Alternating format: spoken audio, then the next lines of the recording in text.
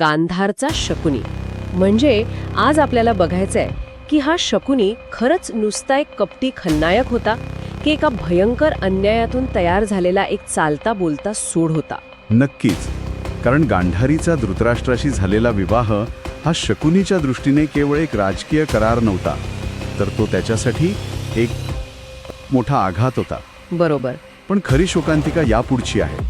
जेव्हा हस्तिनापूरच्या सत्तेने गांधारच्या संपूर्ण राजघराण्याला एका अंधाऱ्या कोठडीत अन्नाविना डांबून ठेवलं.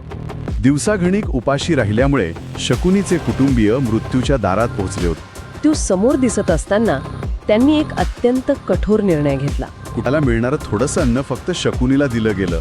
हो, जेणेकरून एकाने तरी जिवंत राहून हा विनाश पाहावा. असं म्हणतात की वडिलांनी मृत्यूपूर्वी त्याचा हात धरून एकच गोष्ट सांगितली होती की जग आणि त्यांचा विनाश पहा. आणि त्यातूनच जन्म झाला त्या प्रसिद्ध फाशांचा. वडिलांच्या मृत्यूनंतर त्यांच्या हाडांपासून बनवलेले ते फासे केवळ खेळणी नव्हती, ते एक शस्त्र होतं. अगदी. ते फासे शकुनीला त्याच्या कुटुंबाच्या विनाशाची आणि त्याने घेतलेल्या शपथेची सतत आठवण करून देत होते. म्हणजे इथूनच शकुनीचा अवतार पूर्णपणे बदलला.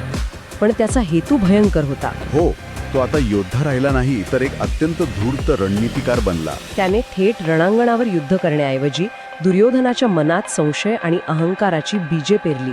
याचा व्यापक संदर्भ पाहिला तर लक्षात येतं की तो फास्यांचा खेळ तलवारीने नव्हे तर केवळ बुद्धीने जिंकला गेला होता. हस्तिनापूरला बाहेरून नाही तर आतून पोखरण्याची ती अचूक रणनीती होती. हो, पण सुडाची आग कोणालाच सोडत नाही. शेवटी कुरुवंश नष्ट झाला आणि शकुनी एकटाच होता.